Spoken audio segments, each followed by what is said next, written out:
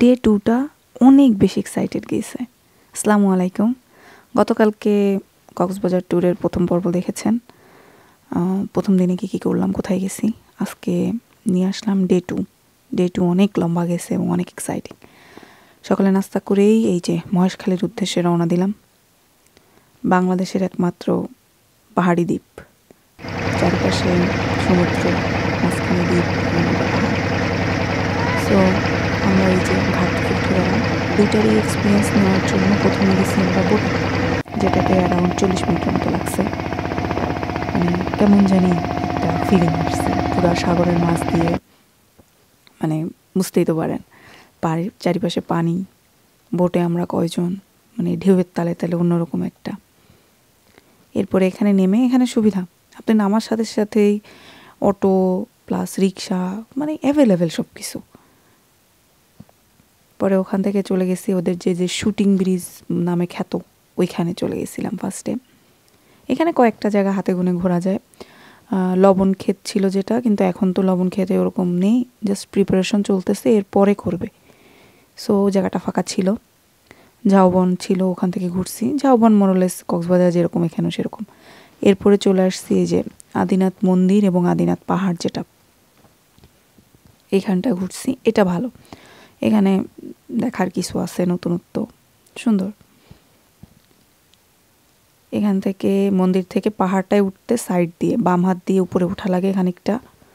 So এখানে হেঁটে উঠতে হবে। এই যে উপরেও কিছু সুন্দর সুন্দর ইয়ে আছে এবং উপর থেকে ভিউটা অনেক সুন্দর। এবং ফেরার পথে আমরা স্পিড বোর্ডে ফিরি, এবং এটা খুব মানে ছিল, স্পিড বোর্ডটা আরও ভয়ানক ছিল, মানে ঢেউয়ের তালে তালে এইভাবে বাড়ি খাচ্ছিল, ওই জিনিসটা আরও এক্সট্রিম ভয়ানক ছিল।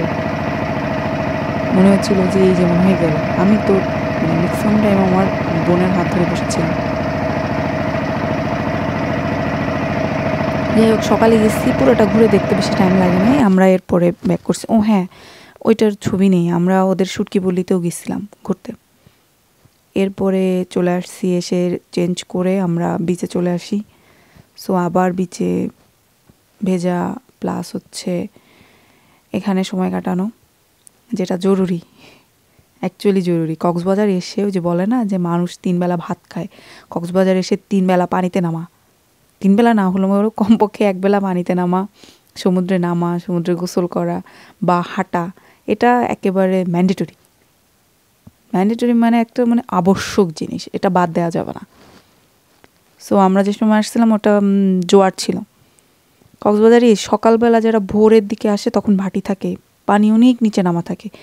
এই দুপুরের দিকে বলতে গেলে এই শীতকালের 11টা 12টা 1টা এই টাইমে বা 2টার দিকে, এই টাইমে পুরাটাই জোয়ারের টাইম থাকে। এরপরে আবার বিকেলবেলা যখন সূর্য অস্ত যায় তখন আবার প্রায় ভাটি শুরু হয়ে যায়। ওই ভাটিটা রাতের বেশ খানিকটা সময় থাকে। সো আমরা পানিতে অনেক ভিতর পর্যন্ত নামছি, আম্মুকেও নামাইছি। বলছি যে নামবা না তা কেন, বা আসছো সাগরে, অবশ্যই পানিতে নামাটা জরুরি, নামতে হবে। সো এই যে এখানে ঘোরাঘুরি করার পরে এরপরে বিকেলে আবার বিচে আসি। এবং এবার আমার গত 2বারের যে খোয়াইশ ছিল শাড়ি পরা, যে গত 2বারের ট্যুরে পড়তে পারি নাই কক্সবাজার, এই 3rd টাইমের কক্সবাজার ট্যুরে এবারের খোয়াইশটা পূরণ করলাম। শাড়ি পরে বিচে, যদিও পানিতে নামি নাই, সন্ধ্যা হয়ে গেছিলো, ঠান্ডা ঠান্ডা, শাড়ি ভিজবে এই ইসে। সো এখান থেকে কিছু ছবি টবি তুললাম।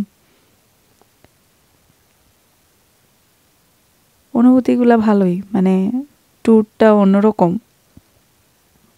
শাড়ি পরে বালির মধ্যে দিয়ে হেঁটে বিচ পর্যন্ত আসতে এবং ঝাউবন যাইতে, মানে এই যে বলে না বিহাইন্ড দ্য সিন, কতটা এফোর্ট থাকে এটা মানে বুঝতে পারলাম আমি।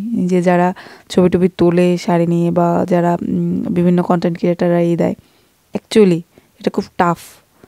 সব মিলায় ঝাউবন থেকে প্লাস হচ্ছে মানে রিসোর্ট থেকে এসো পরে এদিকে, অনেক টাফ। সব মিলায় ডে 2 অনেক ভালো ছিল। ও এরপরেই সন্ধ্যার পরে আমরা হলো বারবিকিউর জন্য গিয়েছিলাম। এখানে একটু চা খেয়ে দেখলাম। এরপরে এই মাছটার নামটা অ্যাকচুয়ালি ভুলে গেছি, ফিশ, কাঁকড়া, সি ক্র্যাব প্লাস অক্টোপাস, একটার বারবিকিউ করে ফিশ বারবিকিউ করা হয়েছিল, কাঁকড়া এবং অক্টোপাস ফ্রাই করা হয়েছিল। এরপরে রাতে আমরা ছাউনিতে বসে রাতের সমুদ্রের ভিউ এনজয় করতেছিলাম এবং এটা অনেক সুন্দর ছিল। মানে রাতে সমুদ্রের গর্জন, সমুদ্রের ঢেউয়ের শব্দ, শোষো বাতাস আর চাঁদের আলো রিফ্লেকশন সব মিলায় মানে পুরাই অ্যাস্থেটিক ভিউ, মানে পুরা নস্টালজিয়া করে দেবে। আর যদি হেডফোন থাকে কানে আস্তে আস্তে গান শুনতে হবে। সো ডে 2 গেলাম, ডে 3 আরও অনেক আছে। সো কক্সবাজার ট্যুর অনেক লম্বা হবে। আজকের মতো আল্লাহ হাফেজ।